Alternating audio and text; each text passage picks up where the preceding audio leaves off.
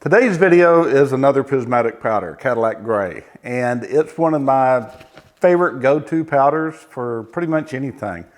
One reason why, or the main reason why, is because it's gray. It matches any color out there. It goes fine with anything. There's some other things that are really good about this powder. One thing, the price. Another thing, the price. It's $11.39 a pound. That's not that much. Some of Prismatic's powders can go as high as $50 a pound. Now, typically nobody in my genre will be using $50 a pound powders. That has to do more with some of the architectural powders. But anyway, some of the powders can get expensive, 30, 20, around in that area. 20 is more acceptable, and I've used $20 a pound powders before. Apart from the price, Cadillac Gray is just by itself a great powder because it doesn't need anything else to go with it. In other words, you don't need a top coat. It has a great UV rating. It has a fantastic direct impact rating at 160 inch-pounds. Just everything about this powder, I just love it. And it's also easy to not push, but reason with my customers. If they bring me an old part like this thing's probably 30 years old, all right?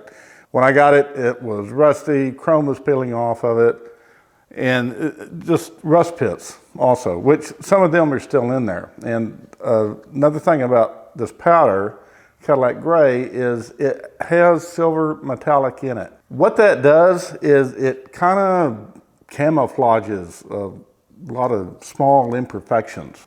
I don't get to work on new stuff. Not in the area that I live in. Nobody brings me brand new wheels to powder coat. Nobody brings me brand new anything to powder coat.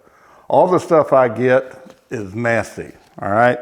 Whether it's something that goes out in the garden or a decorative piece, it doesn't matter what it is.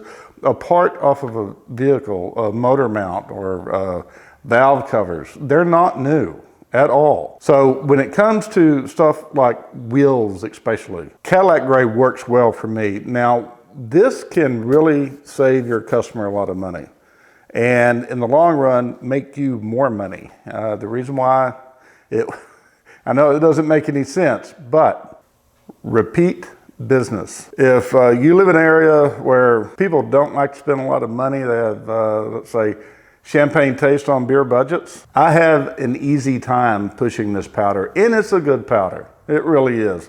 I mean, just the UV rating alone is, solves a lot of my problems because I don't have to go back and top coat it with a UV protection, which also saves money, and it saves me time.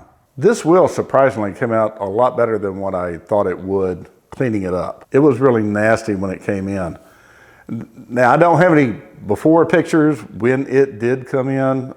I just didn't take any. But it had a lot of rust down in these areas, probably where water was standing for God knows how long. And the chrome was peeling off of it in various places. So what I did is I just took my pneumatic tools with a 3M Scotch-Brite and some small sanding cylinders and just went after it and knocked all the old peeling chrome off, got as many of the pits out as I could, and also rust.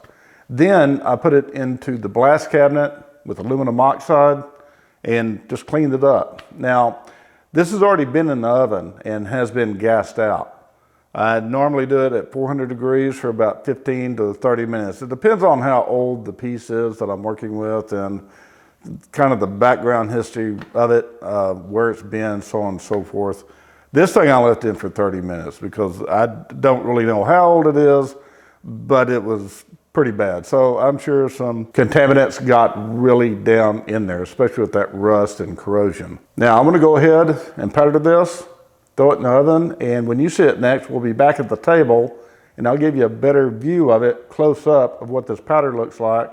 Now I'll do a before picture and an after picture of that nasty spot on it. There were several nasty spots. That's just the one that I really paid close attention to because that was the worst. And I'm kind of curious myself to see how it's going to come out.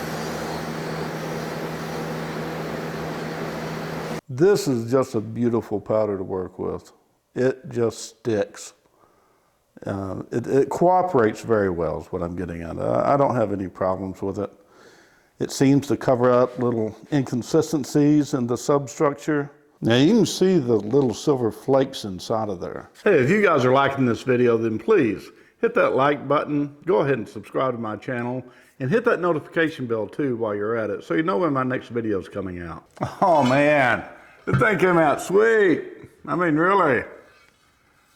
It did a really good job of covering up all the pits and stuff. Now, the pits weren't really all that deep, but they were there. And I could definitely see them, even after I did all the polishing with the Scotch-Brite. But yeah, this covered it up just fine.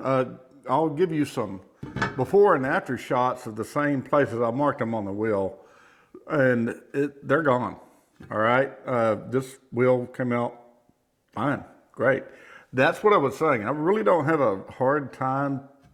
I don't want to use the word pushing this product.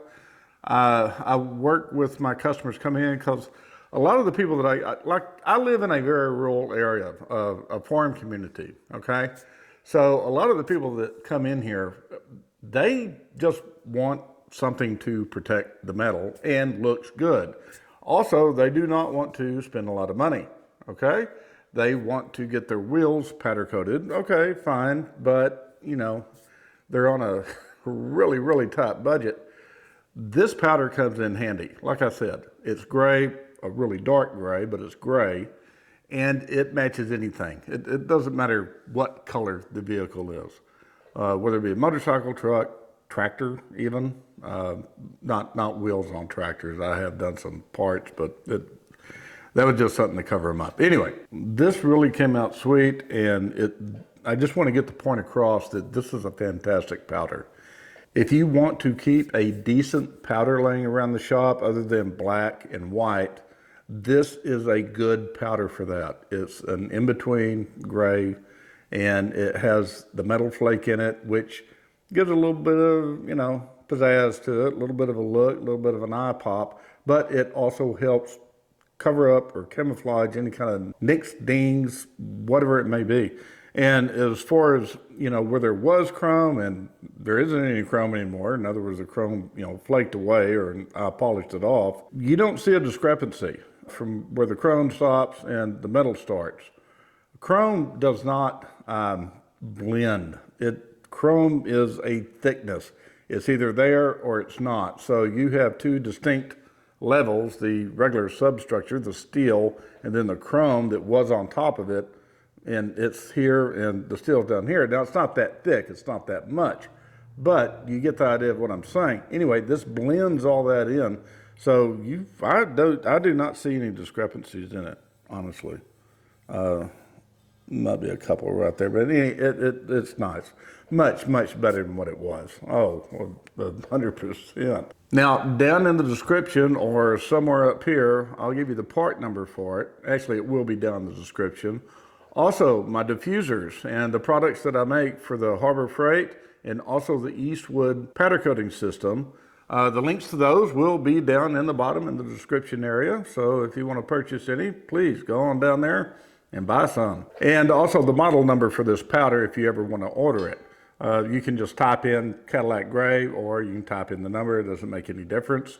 Like I said, this is a fantastic UV resistant powder.